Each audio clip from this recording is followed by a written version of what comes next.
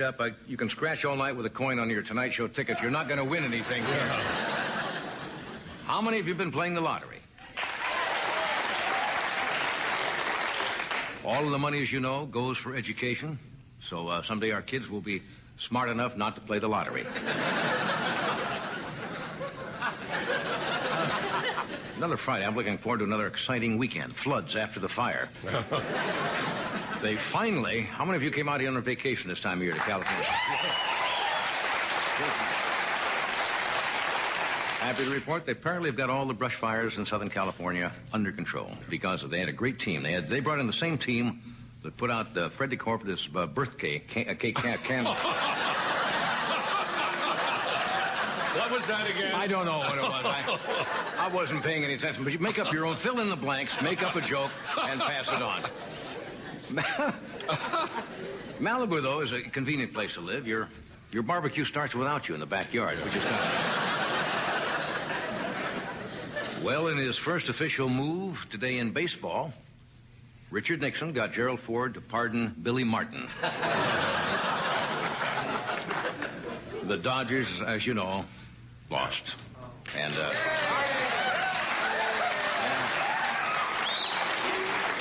Tommy Lasorda is still despondent over the loss. Today he tried to jump off one of his hero sandwiches. There's not a great deal in the news today. One kind of important item. This weekend marks the anniversary of the invention of the incandescent lamp by Thomas Edison in Menlo Park, New Jersey. Now, this may not mean much to you, but before that time, moths never had a place to gather socially. And one of the big drawbacks to Edison's invention of the light bulb was that for the first time, people could see what Menlo Park looked like at night. What else is happening? Do you know our Attorney General, Ed Meese, the winner of the Ed McMahon look-alike contest, incidentally, is in hot water again? Yeah. Because he reportedly said, the Attorney General said, he disagrees with the constitutional guarantee that you're innocent until proven guilty. That's what he said. Of course, under heavy questioning, Meese admitted he didn't really read the Constitution. He read the classic comic book version. You know, I worry about Attorney General who bones up on the law by watching Perry Mason reruns on cable. How many of you, speaking of Jackie Gleason, how many of you have been watching the Lost Honeymooner episodes? I recently found some lost footage from the only film I ever made, and you know what it is. Yes. Looking for Love with Connie Did you find it? Well, found it. And I found that lost film, and I got a grant from the Motion Picture Academy to lose it again. It was a bad picture. Anyway, Jackie Gleason is the only man in the world who makes Ed McMahon look like a Boy Scout. I kid you about yours. Remember the Cramden's apartment? How many of you know the street it was on? Trivia. Chauncey Street, tiny cold water flat on Chauncey Street. The building went condo. An apartment recently sold for $250,000. Bringing it up to date. Along with Mr. Gleason tonight, we have Mr. Jim Stafford. Yeah.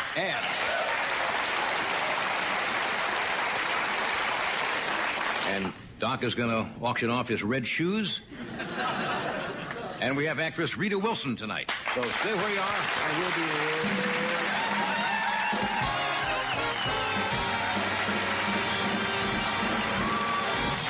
Thank you.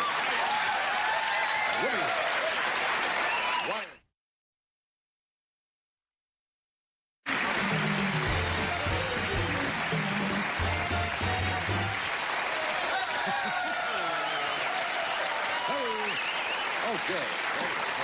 Friday night. Nice night for Mr. Gleason. Friday night audience. We handed out a few cards here to see what kind of a mood you're in. Strange questions you get. You don't have to call out where you're sitting in case you're with somebody you're not supposed to be with, but Tony, is it Tony Stewart? Tony?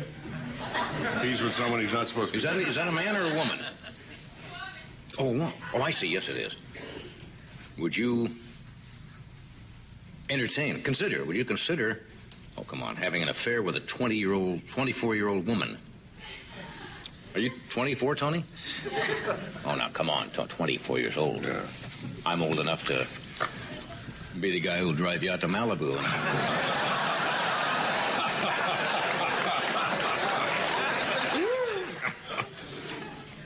Willie, W-I-P-F-F? Willie Whiff. I like that. Willie Whiff. I like that. You ought to be in show business and starring Willie Whiff. Is it W-I-P-F-F, Willie? Where are you from, Willie? San Francisco. Yeah, Willie Whiff. Nice. Excuse me? Treetop. Willie pulls a treetop. Trust me, sure. How long have you and Willie been pals? I don't know. Well, look at the question. Can I borrow $5,000 so I can go to school next year? No, you can't, Willie. No. Where do you want to go to school, Willie? $5,000. Is that what a tuition is now? Housing. Larry Buell? Yo! You know what this sounds like? A roll call in the service. Buell, yo! Who was your biggest influence when you were growing up? Albert Einstein? Zorro? Nancy Polenza? Can I photograph you in the nude? No, Nancy, you'll have to wear a robe. I can't.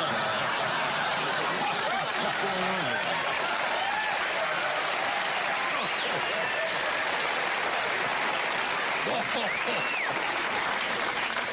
Frank Para? Is that right, Frank? All right. How were you ever lucky enough to find someone from the state of Oregon? Did I pronounce it right, Oregon? No. I did. Oregon. Oregon. To be your band leader. That Doc is from Oregon. That's what he's talking about, right? Well, I guess we were. Our first choice, Freddie the Salmon, remember, died. You know. Whereabouts in Oregon?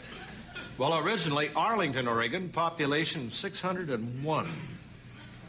Now it's only 600. Jim Mona? Yeah. How are you, Jim? Good. Is that right? M-O-N-A? That's right. Where are you from, Jim? Little Falls, Minnesota. Uh-huh. What is your idea of a perfect woman? Sensitive? Intelligent? Tolerant? Tolerant. Oh, that's important. Caring? Forgiving. Yes. Yep. With jambalayas out to Glendale. Caring, yes. Are these all written by the same person? Would you like to... I can't read that. You got your glasses on? Yeah. I'm going to start getting reading glasses. It's very small. Well, you're getting some nice offers tonight. Would you like to go out to dinner with 3 lovely ladies from Allentown, Pennsylvania, please? Wait a minute. Would you like to go out to dinner with 3 young... this is all the same people. Well, this is lady number 1, Jean Triani, is it? Would you like to be escorted to dinner by 3 lovely ladies from Allentown, Pennsylvania? It's got all 3 of them. Yeah. What is this? What are your ladies' names? Karen, Rita? Ritter. And Yvonne. And Jean. And Jean. From Allentown. Well, that's very nice. We go Dutch? Sure. Beg your pardon? Jeffrey Getz or Gertz? Jeffrey's a very large group. Is it safe to eat across the street at Los Arcos Mexican restaurant?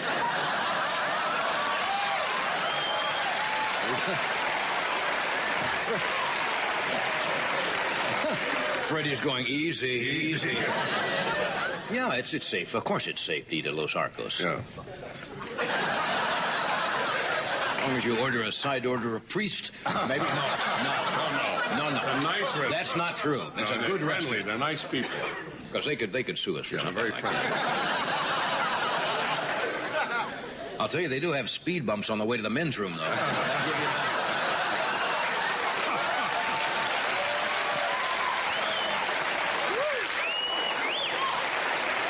No, it's a nice place. It's a nice place. I can't read the name.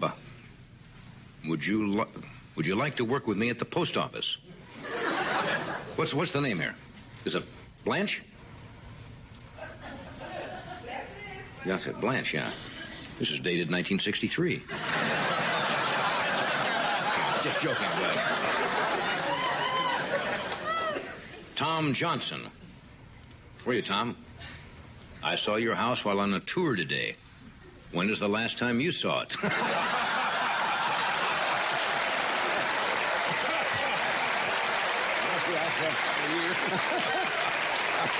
Yeah, I saw it on a tour yesterday. It looks nice. Yeah, they're keeping it up well.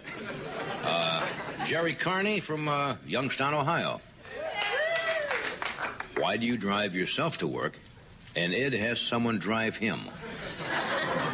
That's interesting. Well, Ed has to be driven to work. You don't like to drive. No, Ed he doesn't like to drive. No. And I like to drive. That's all. Sure. Don't you ever drive? Once in a while, on the weekends, occasionally, yes. I do recreational driving. Uh-huh. Another question about you. Do you have any influence on whether or not Ed McMahon's contract is renewed? What contract? We have a handshake. I bought Ed at a Marine PX in 1957. Right. No, that's not. Lori DiGiulio? Where are you, Lori? Right here. Is that your helicopter in the back parking lot?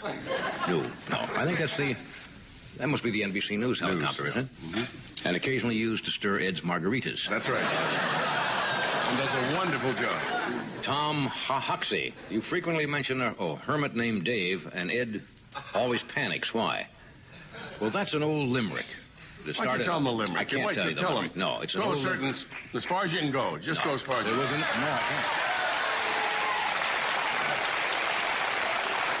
can't. All good limericks are a little bit Raunchy. Raunchy, yeah. And it started off, there was no hermit named Dave. Yeah. And the rest of it I can't even tell you. Lady from Wheeling? No, come on now, don't start that. We will take a break. In just a moment, Jackie Gleason will be out here, so stay where you are.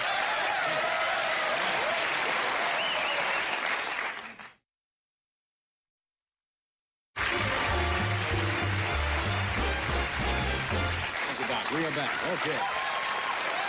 What can you say?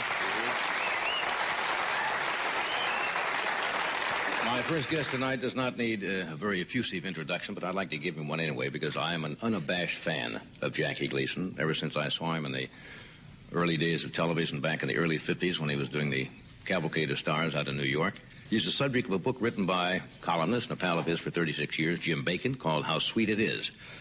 He has worked in practically every branch of our business, including nightclubs and motion pictures and television. And he is one of the true comic geniuses of our times. Would you welcome Mr. Jackie Gleason?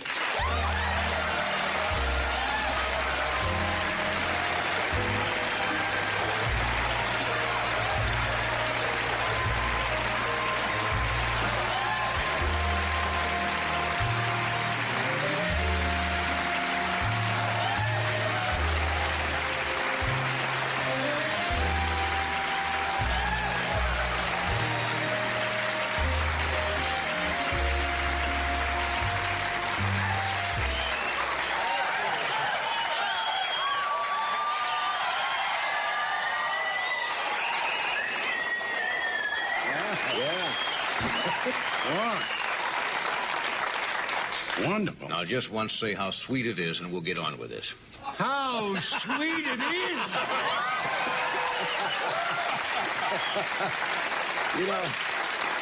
You know, must be a kick. You did the Honeymooners in, what year exactly? The first original 39 episodes. I think around 1951. 51. We started them. Only did 39 episodes 39. of the half hours.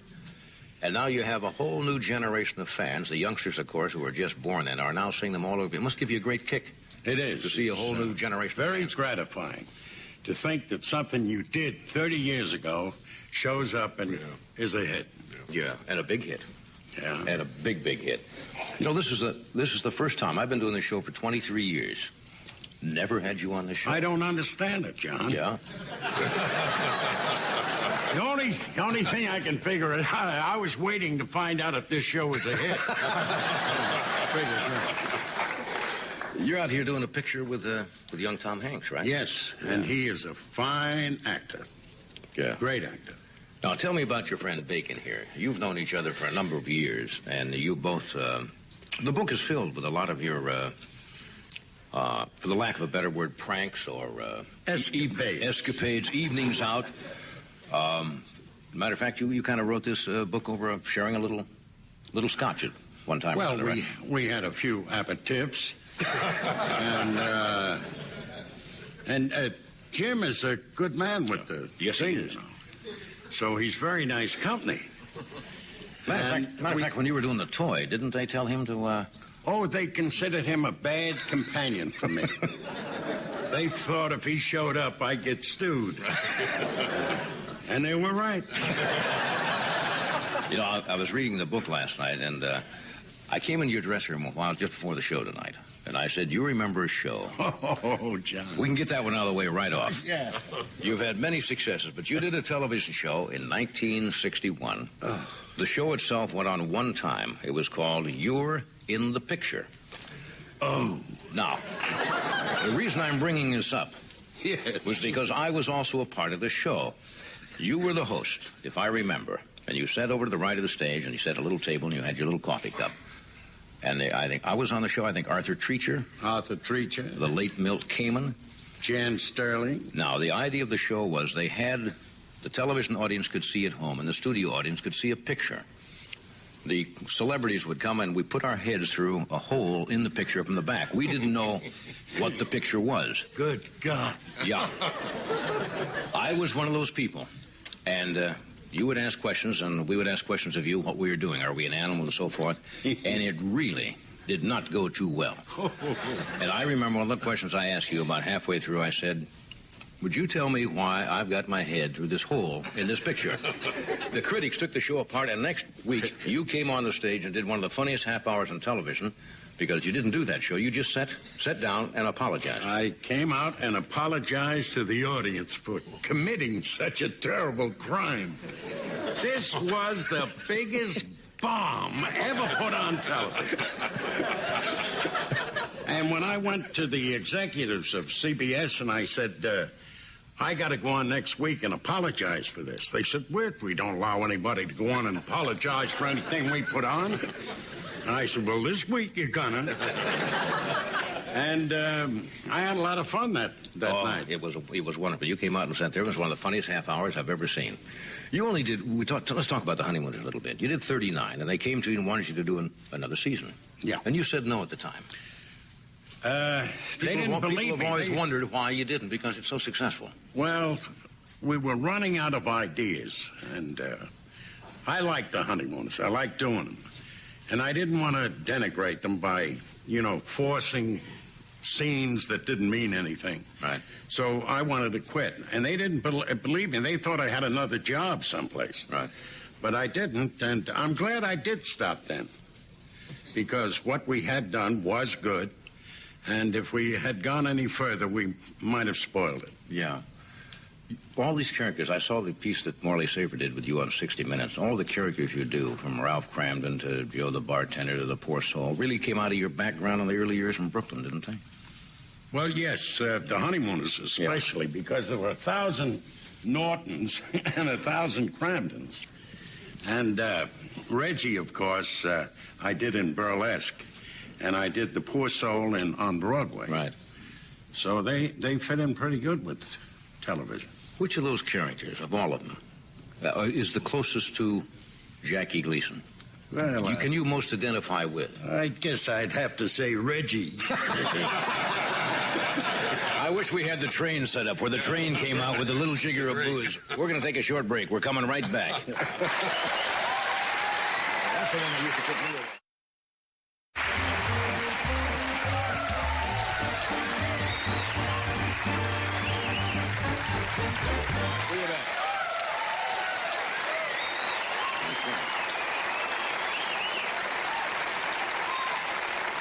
You're a great. You used to play the trumpet.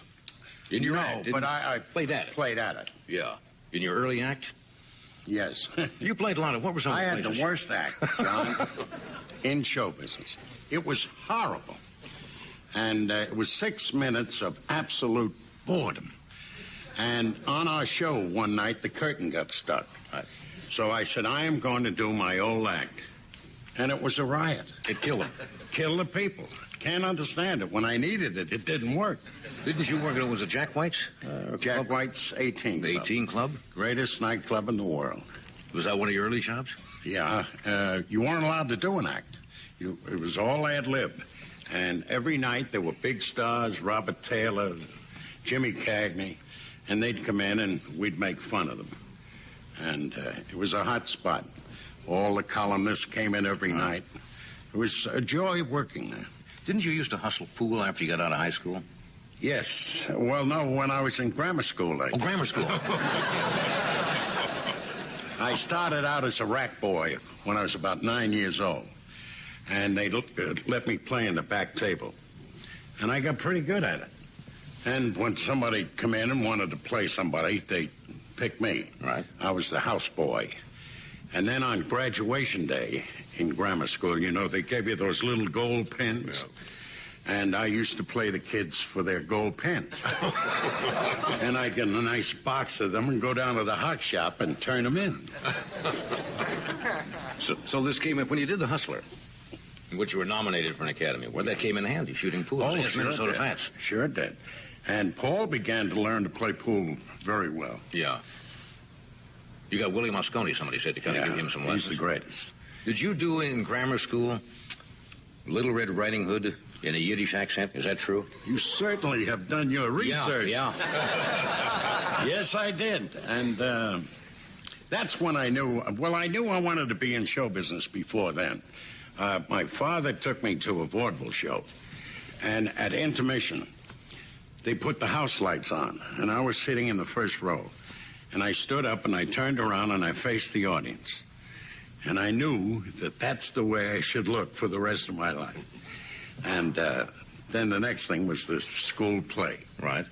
And I got a couple of laughs, and that did it. That always does, doesn't it, for comedians? There is nothing like a big yammo coming in. A big yuck.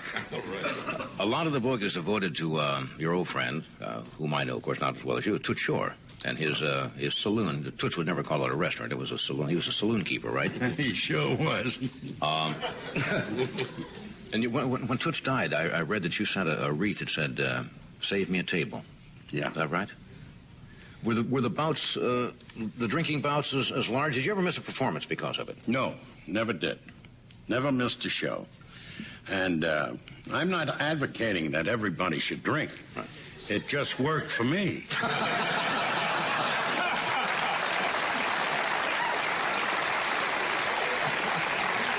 And of course, the gentleman on my right has had a taste or two. Yes, he was. I was reading in the book when you do the shows, you were one of those people who've got an instinctive ability to look at a piece of material, a script, and then go out and do it. You didn't particularly like rehearsing. No, I hated to rehearse. And I had a stand-in who was funnier than I was. He would do the sketches with the performers. I'd go through it with him once, and then he would do it. I just didn't like to rehearse. I thought it took something away from the performance. But there were some wonderful moments on the show where things would happen. In fact, they played some of those recently with the old the lost episodes. Connie one time was trying to get out the door, and it was stuck, so we went out the window. Yeah. Reasonable. Yeah. Went down the fire escape and came back up. He's good. Connie is one of the greatest comedians and dramatic actors of all times. Yeah, he is.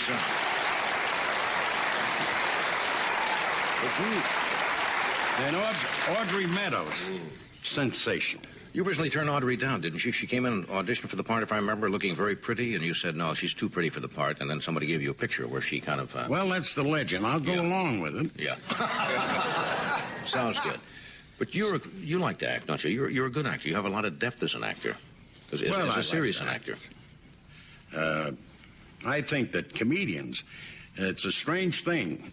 Many comedians have become good actors, but I don't know of any good actors who became great comedians. That's true. Absolutely true. Let's talk about money a little bit. Toots used to tell me that. Yeah.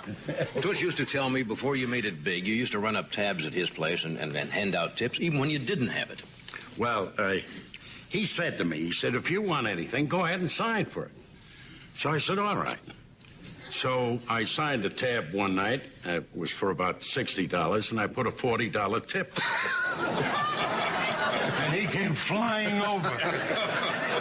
He says, what are you doing? I said, keep this up, and I'll give you back your pen. So you just signed the tabs? Oh, yes. I'll sign. We're going to take a break. We're going to be right back. Stay where you are.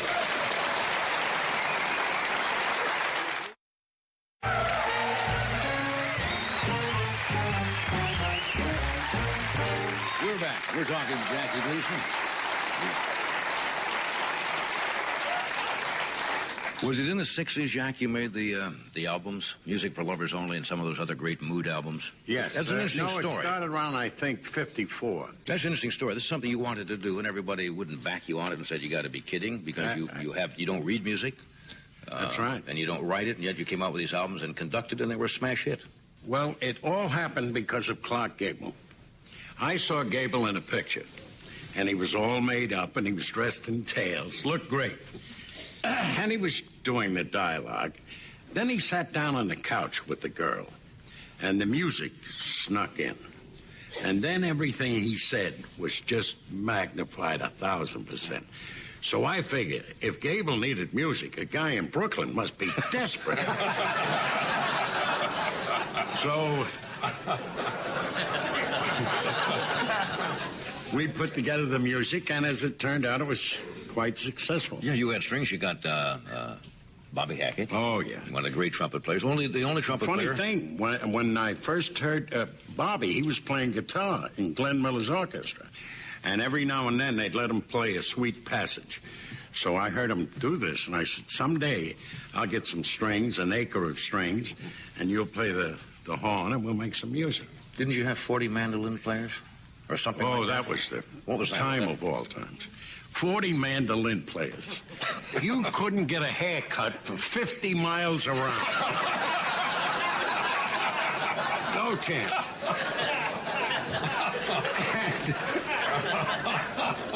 They came in and sat down, and they started to play, and they had hard picks. And it sounded like somebody threw a bed spring out the window. So I said, Dad, this will never do. I sent out for soft picks. And they played it, and it still was a little raunchy. So I went around with a glass of water, and I said, dip your picks in the water, soften them up. Now they started to play, and the water's hitting them in the chin. And they're ready to go. You know, they think I'm a nut. So we finally made a recording, and I played it back to them, and they were all very satisfied. But that was a tough session. Yeah, you also sat down and did the theme song for the Melancholy Serenade, didn't you? And our friend there was very kind to play it one night. Yeah, Played a whole medley. I remember you sent me a note on that. Yes, Forgotten, yeah. yes, very nice. Who influenced you? Who did you enjoy as a kid watching? I know Ollie and Stan and Ollie were. You and Art did them one night, and it was Jack Oakey. Jack Oakey. Jack Oakey was one of the best comedians and dramatic actors I had ever seen on the screen. He always played John Payne's friend, but he made it interesting, and that's not easy to do. Why don't you see many sketch comedians anymore? Pardon me, John. Sure, certainly. Boy.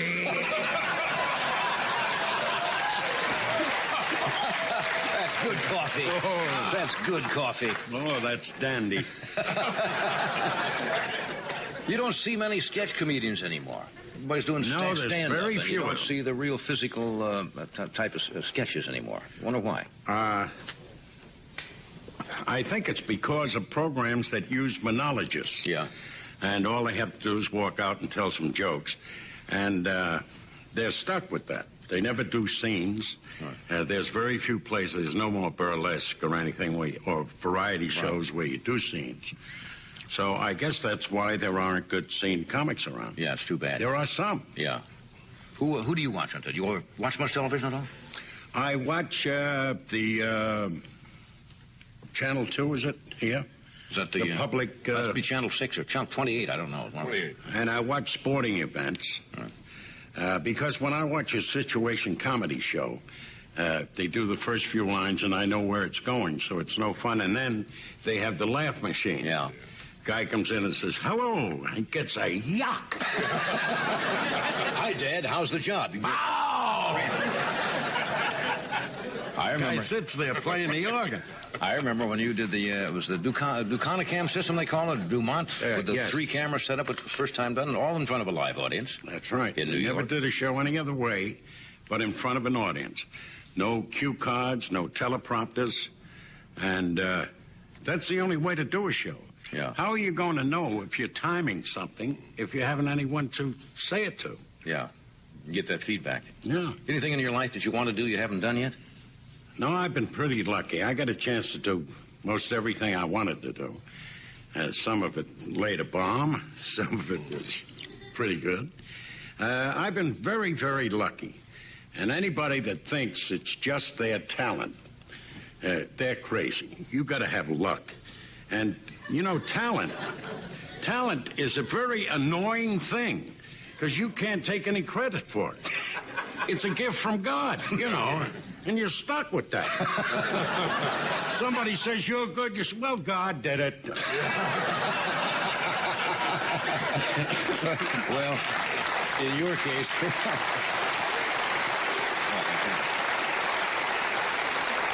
Look, can you stay with us the rest of the show? You have to split. I know you got to go because I know you're doing this picture called I forgot the name of the picture. Nothing in Common. Nothing in Common with Tom Hanks. I can't tell you what a kick it is to finally have come out here and spend a little time together. John, you were beautiful. I've been an admirer of You yours. held up the book. Yeah, Jim's book house. What's it called? Oh, sweet it is. Thank you, Jack. Thank you.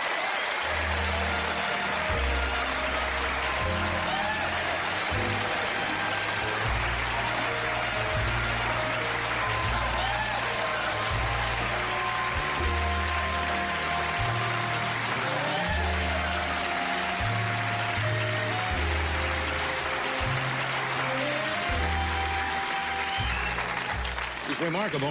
He's remarkable. You know, I've said this before, and I didn't say it when he was out here, but that gentleman has never received an Emmy, if you can believe it, from the Television Academy in this business, and the Academy ought to be towed about 20 miles out to sea and dropped in the ocean. Something is wrong somewhere. We'll take a break. We'll be right back.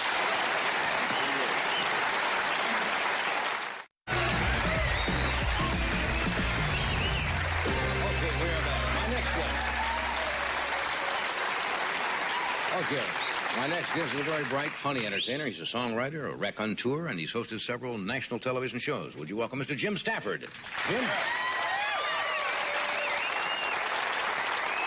Thank you, folks. I sure appreciate it. Thank you very much. I'd like to play a song for you on this guitar, but first I'd like to tell you a little bit about it.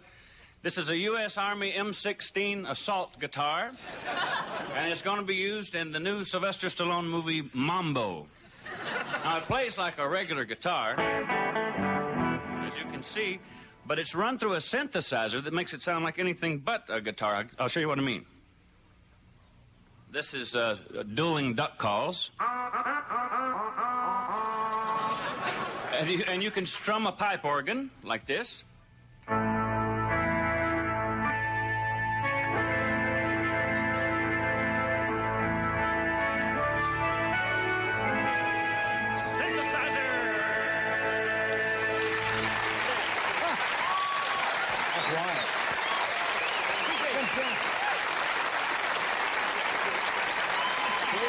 Pretty wild, huh? We didn't see.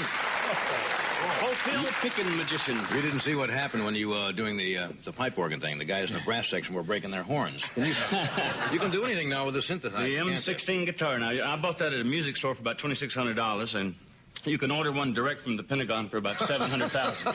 That's weird. I've never heard anything like that. You can do anything. Pretty now. wild, yeah. I haven't seen you for a while. What have you been up to?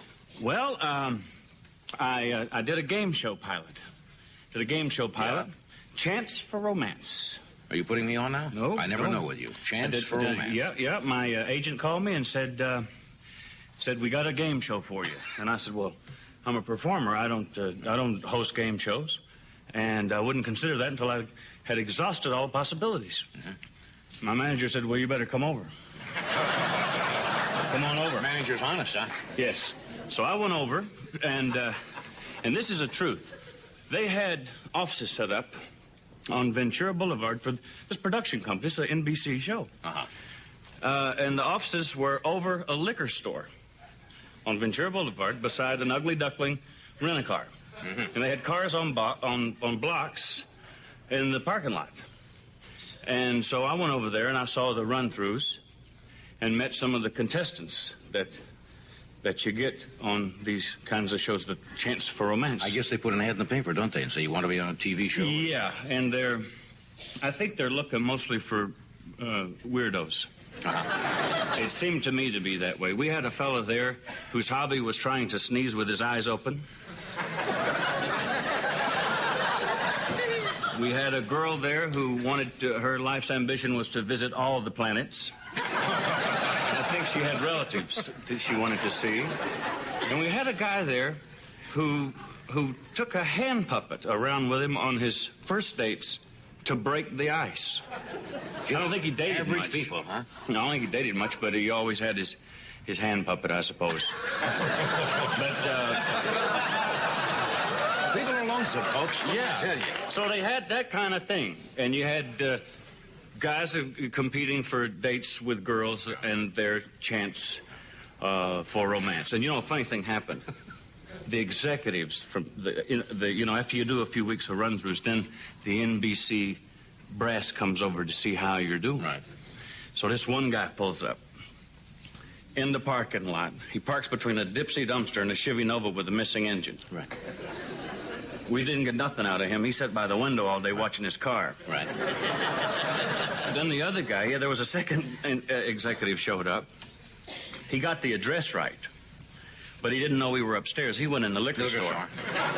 Yeah, and I think he liked the show because when I saw him, he seemed to like everything. Are we going to see the show on the air, possibly? No. Chance for Romance didn't make it? No, Chance for Romance didn't make it, but that's all right. Yeah. I did a movie. That's what I hear. Yeah, I made a movie.